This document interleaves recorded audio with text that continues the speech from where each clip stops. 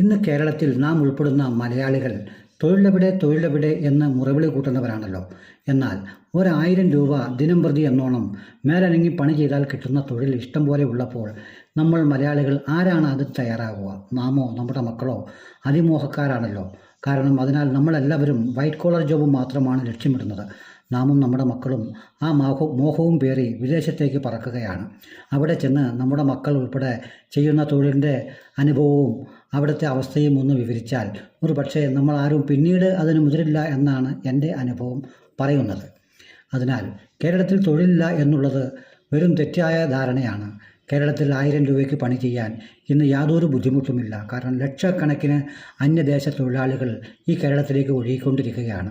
ഒരു ദിനം കേരളത്തിൽ നിന്ന് കടന്നു പോകുന്ന തൊഴിലെടുത്ത് അവർ കൊണ്ടുപോകുന്ന പണത്തിൻ്റെ കണക്ക് കേട്ടാൽ നമ്മൾ ഞെട്ടിപ്പോകും. അത്രമാത്രം തൊഴിൽ സാധ്യത ഇന്ന് കേരളത്തിലുണ്ട് എന്ന് നാം തിരിച്ചറിയണം.